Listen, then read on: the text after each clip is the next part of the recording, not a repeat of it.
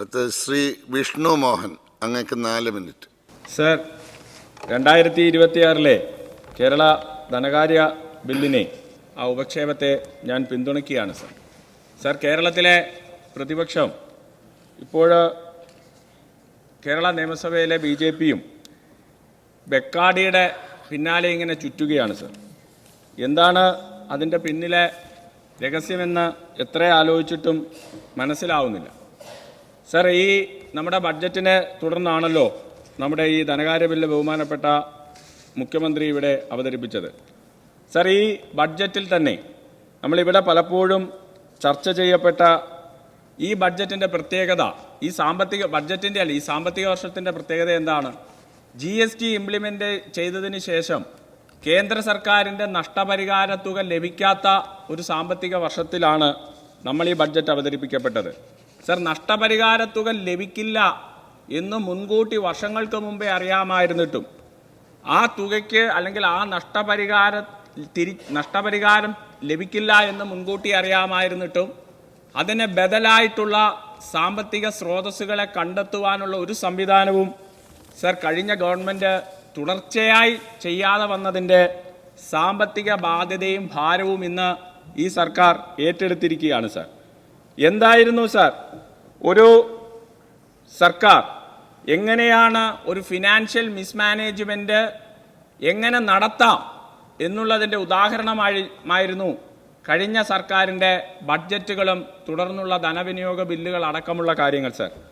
Sir, ഒരു government എങ്ങനെ നിഷ്ക്രിയമായി, ഉദാസീനമായി, അലക്ഷ്യമായി, അശ്രദ്ധമായി ഒരു ഫിനാൻഷ്യൽ മാനേജ്മെൻറ്റ് നടത്തി എന്നതിൻ്റെ ഉദാഹരണമായിരുന്നു കഴിഞ്ഞ സർക്കാരിൻ്റെ പ്രവർത്തനമെന്ന് ഇന്ന് നമ്മുടെ വൈറ്റ് പേപ്പറിനും അതിനുശേഷം ബഡ്ജറ്റും അതിനുശേഷം അവതരിപ്പിച്ച ഈ ധനകാര്യ ബില്ലിൻ്റെയും വെളിച്ചത്തിൽ കേരളത്തിൻ്റെ പൊതുസമൂഹത്തിന് വ്യക്തമാകുന്നതാണ്. സർ, ഞാൻ ഈ സഭയുടെ ശ്രദ്ധയിൽ ഒരു കാര്യം ഉൾപ്പെടുത്താൻ ആഗ്രഹിക്കുകയാണ്. സർ, കഴിഞ്ഞ ഗവൺമെൻറ് ചെയ്തത് ഒരു ഫിനാൻഷ്യൽ ക്രൈമാണ്. കേരളത്തിനോട് ചെയ്തത് ഒരു ഫിനാൻഷ്യൽ ക്രൈമാണ്. എന്തൊക്കെയാണ് സർ ആ ഫിനാൻഷ്യൽ ക്രൈം എന്ന് വ്യക്തമാക്കുന്നതാണ് സംസ്ഥാന ഗവൺമെൻറ് അവതരിപ്പിച്ച ബഡ്ജറ്റും വൈറ്റ് പേപ്പറും ബഡ്ജറ്റും തുടർന്ന് അവതരിപ്പിക്കപ്പെടുന്ന ധനബില്ലും ധനവിനിയോഗ ബില്ലും അടക്കമുള്ള കാര്യങ്ങൾ. സർ, അവർ നികുതി പിരിവ് കാര്യക്ഷമമാക്കിയിരുന്നില്ല. സർ, പ്രതീക്ഷിത വരുമാനം പിരിച്ചെടുത്തിരുന്നില്ല.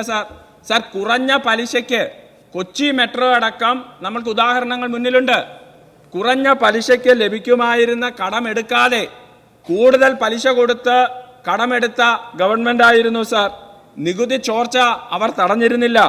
ഫിനാൻഷ്യൽ ഇന്റലിജൻസ് സംവിധാനങ്ങളെ, അതിൻ്റെ അന്വേഷണങ്ങളെ, വിവിധ വകുപ്പുകളുടെ ഏകോപനത്തെ കൃത്യമായി നടത്താതെ ഇരുന്ന കേരളത്തിന്റെ വികസന നിശ്ചലാവസ്ഥ സൃഷ്ടിച്ച ഒരു ഗവൺമെന്റ് ആയിരുന്നു സർ കേരളത്തിൽ ഭരിച്ചിരുന്നത്. സർ, അവർ ഫിനാൻഷ്യൽ ക്രൈം എന്ന് ഞാൻ പറയാൻ കാരണം എന്താണെന്നറിയാമോ? ഇന്ന് സഭ ബഹിഷ്കരിച്ച് പ്രതിപക്ഷം പോകുമ്പോൾ, പ്രതിപക്ഷം എവിടെ, അന്നത്തെ ധനകാര്യ വകുപ്പ് മന്ത്രി ഉപയോഗിച്ചൊരു വാക്കുണ്ട്, ദ ബാർഗെയിനിങ് പവർ. സർ, കഴിഞ്ഞ സർക്കാർ ഇങ്ങനെ നിയമനിർമ്മാണം നടത്തി, നിയമസഭയിലെ ഭൂരിപക്ഷം ഉപയോഗിച്ച് നിയമനിർമ്മാണം നടത്തിയ നിയമങ്ങൾ എക്സിക്യൂട്ടീവ്, മന്ത്രിസഭ അങ്ങനെ ഏതെങ്കിലും തരത്തിൽ ബാർഗെയിനിങ് പവർ നടത്തിയിട്ടുണ്ടോ എന്നുള്ളത് നമുക്ക് അന്വേഷിക്കണ്ടേ സാർ? കഴിഞ്ഞ ഗവൺമെന്റിന്റെ ഈ ധനകാര്യ മിസ്മാനേജ്മെന്റിനെ കുറിച്ച് സത്യത്തിൽ അത് അന്വേഷിക്കാൻ ഈ നിയമസഭയ്ക്ക് അധികാരമുണ്ട്.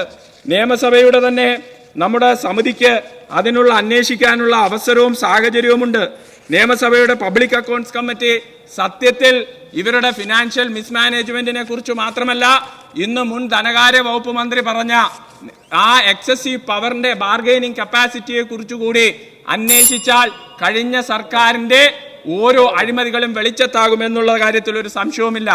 എനിക്ക് ബഹുമാനപ്പെട്ട മുഖ്യമന്ത്രിയോടും ഈ സഭയിലെ അംഗങ്ങളോടും എനിക്ക് അഭ്യർത്ഥിക്കാനുള്ള ഒരു കാര്യമാണ് സാർ, കഴിഞ്ഞ ഗവൺമെന്റ് അവരിരുന്ന സീറ്റുകളിൽ വെച്ചിട്ട് പോയ വടിയെടുത്തിട്ടാണ് ഇന്ന് ഭരണപക്ഷം പ്രതിപക്ഷത്തിന് അടികൊടുക്കുക. സാർ, അവർക്ക് ബഹിഷ്കരിക്കാൻ ഒരു കാരണവുമില്ല.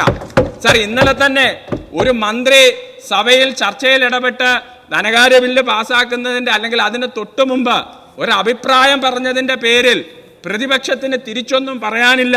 ഇന്നത്തെ ചർച്ചയിൽ 10 മിനിറ്റ് സംസാരിക്കാൻ ഒന്നുമില്ലാത്തത് കൂടി കൊണ്ട് തന്നെയാണ് സാർ പ്രതിപക്ഷം ഓർക്കേണ്ടുന്നത്.